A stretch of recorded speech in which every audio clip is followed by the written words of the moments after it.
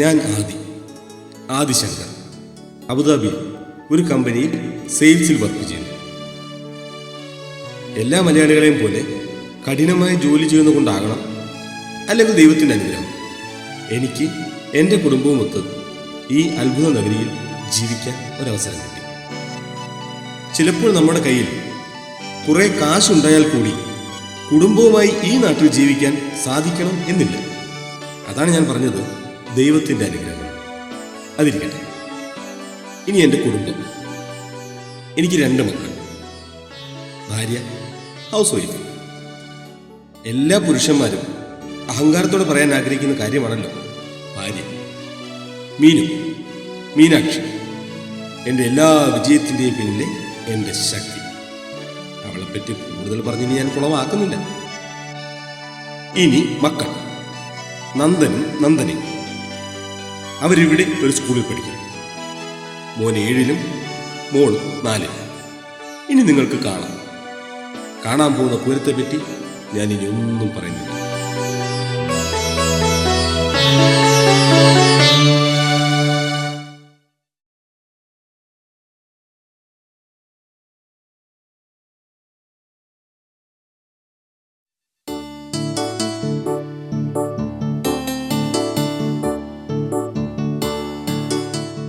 അപ്പാ, ഞാൻ മീറ്റിംഗ് ക്യാമ്പിലും പോട്ടെ? നീയാനും പോട്ടെ? വിന്റർ ക്യാമ്പാ? ഓ, അത് വേണ്ട മോനെ. അതിനൊക്കെ ഒരുപാട് ചെലവാവില്ലേ? ഈ മാസം തന്നെ അപ്പന് ഒരുപാട് ചെലവുണ്ട്. ഇതുകൂടെ ആവുമ്പോ കയ്യിൽ നിൽക്കില്ല. അങ്ങനെയാണെങ്കിൽ ഞങ്ങൾ വീട്ടിൽ തന്നെ അയ്യടാ, അത് വേണ്ട.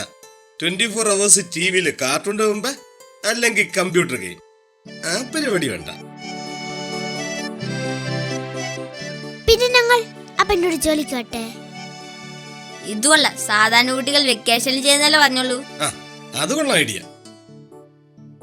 അപ്പാ, അല്ലെങ്കിൽ വേണ്ട. എന്താടാ, നിനക്കെന്തോ പറയാനുണ്ടല്ലോ എൻ്റെ അടുത്ത്?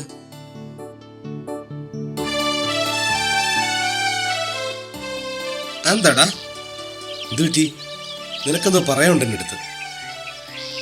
ചോദിച്ചോ. എന്ത് സംശയം ഉണ്ടെങ്കിലും നമ്മുടെ പ്രായത്തിന് മൂത്ത ആളെടുത്തോ നമ്മുടെ ഫ്രണ്ട്സിനെടുത്തോ ഒക്കെ ചോദിച്ചാണ് ക്ലിയർ ചെയ്യാനുള്ളത്, കേട്ടോ? ഓക്കെ, എന്നാ ഞാൻ ചോദിക്കാം. ഏതൊക്കെ സ്വഭാവമാണ് ഒരു മനുഷ്യന് ആവശ്യമില്ലാത്തത്? കൊള്ളാമല്ലോടാ, ഞാൻ ഒരിക്കലും പ്രതീക്ഷിച്ചില്ല നിന്നൊരു ചോദ്യം. ഓക്കെ, ഒരു മനുഷ്യന് ഗുണത്തെക്കാളേറെ ദോഷങ്ങളാണ് നമ്മൾ ചെയ്യുന്ന പ്രവൃത്തി. അതാണ് അതിലെ ഗുണവും ദോഷവും നിശ്ചയിക്കുന്നത്.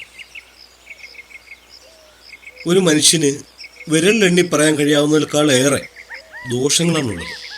ഈ പ്രായത്തിൽ നിനക്ക് ചെയ്യാൻ കഴിയുന്നതും ചെയ്യാൻ പാടില്ലാത്തതുമായ കുറച്ച് കാര്യങ്ങൾ അപ്പം പറഞ്ഞുതരാം.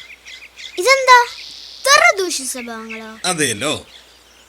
അല്ലപ്പ, ഈ ദൂഷ്യ സ്വഭാവത്തെ എങ്ങനെ തിരിച്ചറിയാം?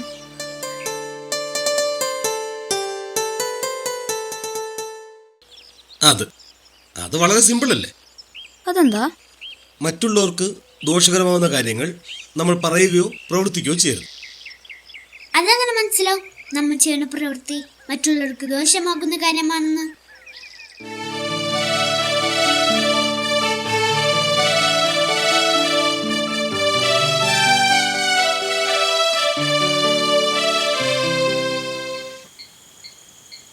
ഉദാഹരണത്തിന്, മോൻ്റെ ബെസ്റ്റ് ഫ്രണ്ട് അല്ലേ അർജുന് അവൻ്റെ ബർത്ത്ഡേക്ക് അവൻ്റെ പപ്പ മേടിച്ചു കൊടുത്ത ഒരു ഗിഫ്റ്റ്, ഫോർ എക്സാമ്പിൾ അന്ന് നീ പറഞ്ഞ ആ പേന, അത് ബൈ മിസ്റ്റേക്കിലോ അല്ലെങ്കിൽ പർപ്പസിലോ നീ എടുത്തത് എറിഞ്ഞു പൊട്ടിച്ചു. അവൻ്റെ മനസ്സ് എന്തുമാത്രം വേദനിച്ചിട്ടുണ്ടെന്ന് നിനക്കറിയാമോ? ഇല്ല. ഇനി ഇത് നമുക്ക് തിരിച്ചെടുക്കാം. ഇതേ സംഭവം അർജുനാണ് മോനോട് ചേരുന്നെങ്കിൽ മോനെ മനസ്സ് എന്തുമാത്രം വിഷമിക്കും? ഇപ്പൊ മനസ്സിലായി. അപ്പൻ നേരത്തെ പറഞ്ഞ പോലെ മറ്റുള്ളവർക്ക് ദോഷമാവുന്ന കാര്യങ്ങൾ പ്രവർത്തിക്കരുത്.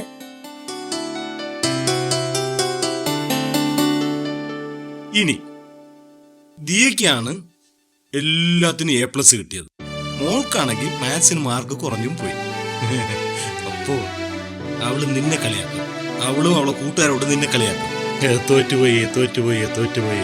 അപ്പോ നിനക്ക് വിഷമാവും അല്ലേ മോനെ? അതെ അപ്പ, ഇതേ സംഭവം എൻ്റെ ക്ലാസ്സിലെ പ്രിയക്കുണ്ടായപ്പോൾ ഞങ്ങൾ അവളെ ഒരുപാട് കളിയാക്കി. ഇപ്പം മനസ്സിലായി അവളുടെ മനസ്സ് എത്രമാത്രം വേദനിച്ചിട്ടുണ്ടെന്ന്. അതാ അപ്പ ആദ്യം പറഞ്ഞത്, മറ്റുള്ളവർക്ക് വിഷമാവുന്ന കാര്യത്തെക്കുറിച്ച് പറയുകയോ പ്രവർത്തിക്കുകയോ ചെയ്യരുതെന്ന്. ഇനി മറ്റൊന്ന്, നമ്മൾ ഒരിക്കലും നമ്മൾ ചെയ്യാത്ത കാര്യത്തെപ്പറ്റി മറ്റുള്ളവരുടെ മുന്നിൽ വലിയ ആളാകാൻ വേണ്ടി പൊങ്ങച്ചം പറയരുത്. ഇല്ല, അതെന്തിനാ നമ്മൾ ചെയ്യാത്ത കാര്യങ്ങൾ മറ്റുള്ളവരോട് ചെയ്തു എന്ന് പറയുന്നത്?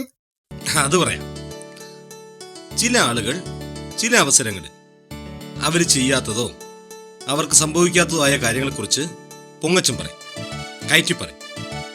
ഞാൻ അത് ചെയ്തു, എന്നെ കൊണ്ട് അങ്ങനെ ചെയ്യാൻ പറ്റും എന്നൊക്കെ ഇങ്ങനെ പറയും. അത് പലപ്പോഴും എന്ത് സംഭവിക്കും? അബദ്ധം മാത്രമല്ല, അവര് ചമ്മുന്ന ചില അവസരങ്ങളുണ്ടാവും. ഇല്ല, മനസ്സിലായില്ല.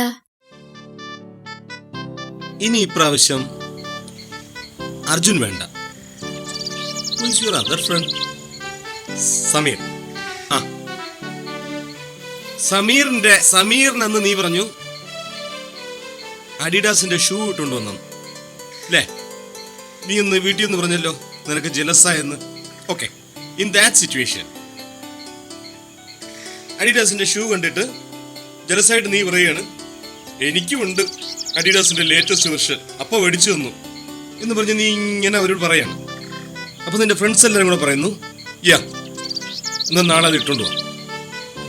നീ എങ്ങനെ ഇട്ടുകൊണ്ട് പോവും? നിനക്ക് ഇപ്പൊ മേടിച്ചു തന്നില്ലല്ലോ, നീ പറയുന്നില്ലേ ഉള്ളൂ മേടിച്ചത്, ഞാൻ മേടിച്ചു തന്നില്ലല്ലോ.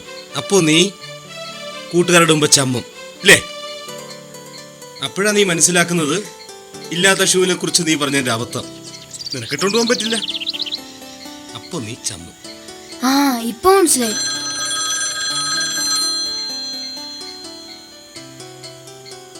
ഹായ് അനു. ഹലോ ആദി. മക്കള് പോയി കളിച്ചോ? അനു പറയ്, എന്തൊക്കെയുണ്ട് വിശേഷം? ഒന്നുമില്ലടാ, ലോങ് ടൈം. എവിടെയായിരുന്നു? നീ നാട്ടിൽ പോയിരുന്നോ? ഇല്ലില്ല, നല്ല തിരക്കായിരുന്നു. മറവി എന്ന വാക്കിന് ഗൾഫ് മലയാളി കണ്ടെത്തിയ പുതിയ നാമം തിരക്ക്. അല്ലടാ, ശരിക്കും. അതിരിക്കട്ടെ, ലാസ്റ്റ് ഫ്രൈഡേ എവിടെയായിരുന്നു? പ്രൊജക്ട് കംപ്ലീഷൻ ആയിട്ട് എല്ലാ ദിവസവും താമസിച്ച ഓഫീസിൽ നിന്ന് ഇറങ്ങുന്നത്. പിന്നെ നിനക്കറിയാമല്ലോ. Really, man, I can't forget my last Friday. A precious day in my life. What was that? I was with the one and only Mammootty. Hey, no. In Abu Dhabi. പ്രോഗ്രാമില്ലായിരുന്നോ? ഇസൽ Laila. I got a chance to have the lunch with Mammuka. ചുമ്മാ. എടാ, നമ്മൾ ഈ മീഡിയയിലൊക്കെ പറയുന്നതൊക്കെ അല്ലെങ്കിൽ ആളുകളൊക്കെ പറയുന്നതൊക്കെ അയാൾ അത്ര വലിയ കർക്കശക്കാരനൊന്നുമല്ല. Very friendly. കുടുംബത്തോടെ. With my family, of course. My dear, I was so excited. ഞാൻ ശരിക്കും പറഞ്ഞാൽ ഫോൺ തന്നെ എടുക്കാൻ പറഞ്ഞു, ഇല്ലെങ്കിൽ ഞാനത് എടുത്തിട്ട് ഫേസ്ബുക്കിൽ പോസ്റ്റ് ചെയ്യുമായിരുന്നു.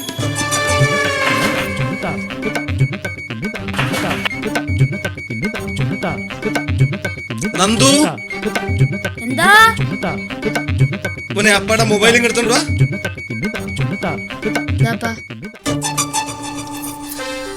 ഓക്കെ അനു, ഞാൻ വിളിക്കാം. ഞങ്ങളിവിടെ കോർണിഷില്ല, കുട്ടികൾ കളിച്ചോണ്ടിരിക്കുന്നു, വെക്കേഷൻ അല്ലേ. Okay Anu, I will call you. By.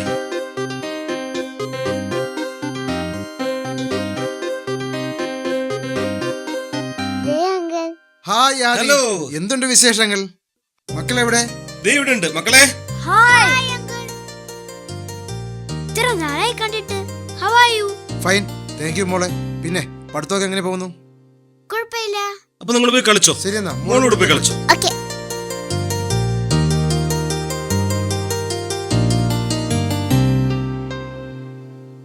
Uncle, ഒരു കാര്യം കൂടെ പറയാനുണ്ട്. അതെ, you know, Acha last month he went to USA and he got an opportunity to meet Obama and he had a lunch with him. ഇതാണ് നമ്മളുടെ ഇടയിലുള്ള ചുരുക്കം ചില ഗൾഫുകാരുടെ അവസ്ഥ.